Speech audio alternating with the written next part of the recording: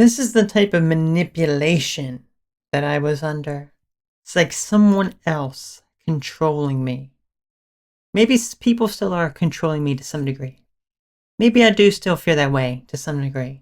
But I would like to share a little bit about how I broke the cycle of abuse from generation to generation, or any sort of generational thing that has been passed down that I have stopped.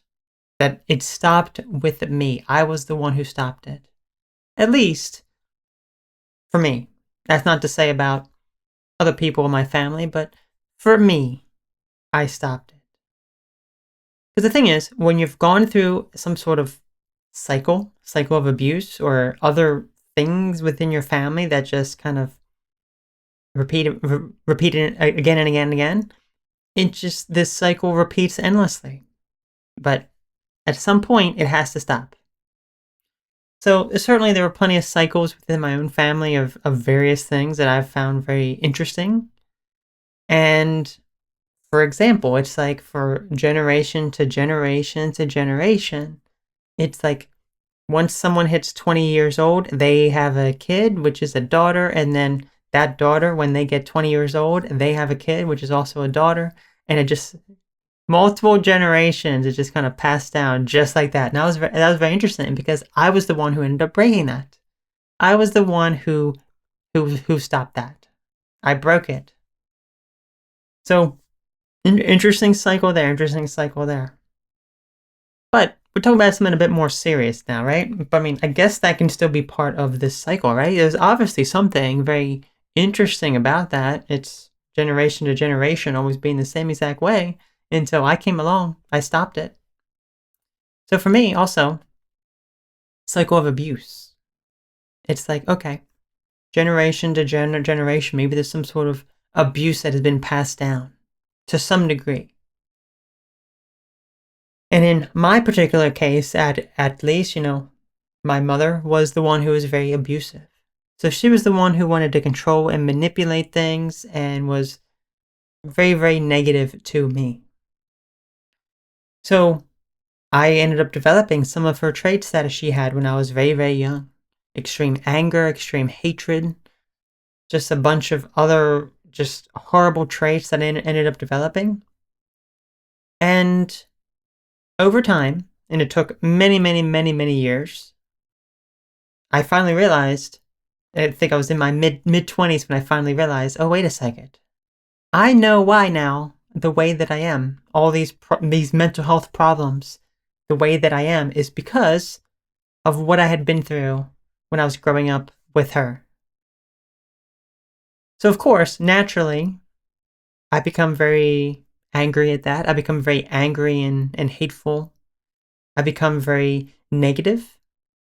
But with all of my coping skills that I had learned several years prior to that, such as mindfulness and meditation and controlling my anger in a way that it's not destructive, I was able to approach the situation in a much more positive way. Instead of lashing out and becoming more angry and hostile towards her, I just approached it in a very calm, reasonable way, and then I saw the reaction. And that's all that I really needed to see to realize, okay, everything that I'd been through has been truth. It hasn't been a lie, just based on her reaction of how she is behaving regarding this. The thing is, if you're raised by someone who is a narcissist or a sociopath or any sort of other extreme mental trait like that, where they deny everything and it's always someone else's fault, it's always your fault, then, well, you have to go inside the mind of this type of manipulative person. Usually with a bully, a sociopath, a narcissist, they want some sort of reaction out of you. Do you give them that reaction and fulfill what they want to do? They want conflict. They are confrontational. They want some sort of negative response, because that is how they fuel their ego. If you just kind of, I guess, be like me and just kind of have a laid back approach. You don't raise your voice. You don't confront. You approach very calmly. They could say all the mean, hateful stuff that they want, but they eventually get to a point where they become intimidated by you. And that's exactly what happened in my situation, where she becomes intimidated to actually address anything, to actually communicate anything. She'll get angry at the people that she can take her anger out on and who actually respond to that type of anger and retaliate back. But to me, I don't do that. So it's like this level of intimidation, as well as just fear of approaching me, to the point where it's like nothing happens anymore. I'm very calm and reasonable about it. So that is how I ended up really breaking this cycle. Because I decided I'm not going to be like her. I'm not going to be like her. Now, of course, that's not to say the same about other family members or siblings and that sort of stuff, because when you see the patterns and you see how they react, see how they all, manipulated like this, then you realize I'm very grateful that I have turned myself into something much different than she was, because she was the one who was like this. I'm not going to be controlled by that anymore. Instead, that is why I said, I'm going to be my own person.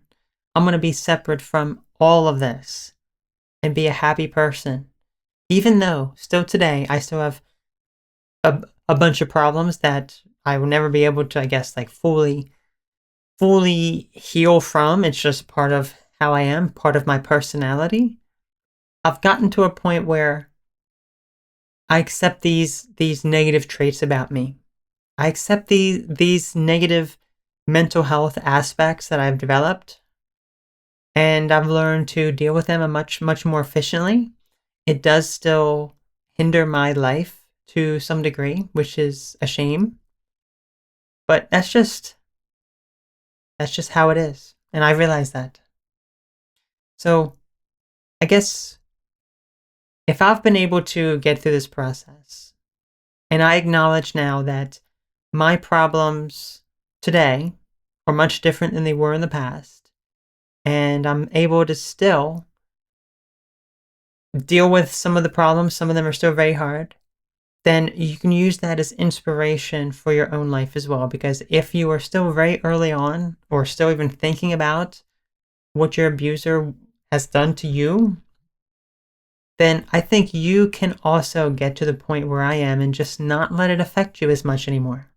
You may not be 100% free of the problems that they have caused you, but you learn to live with the problems in a much more efficient way, so that if it does cause problems in your life, if it does cause relationship issues, which has been like the major thing in my life, then you don't let that bring you down as much. You don't have hatred or anger towards the person. You just forgive them. You just let it go. Because that has been the major benefit for me. Just learning to forgive them and letting it go, and just realizing she's not going to ever acknowledge anything. And I just have to let it be. That's how life is.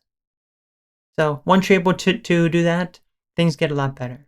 But I'm really curious to know what your thoughts are on this topic. So feel free to share how you've broken out of this cycle, or if you're still in this cycle. I'm really curious to hear it. So you'll take care. Have a great one, and I'll catch you later. Bye-bye.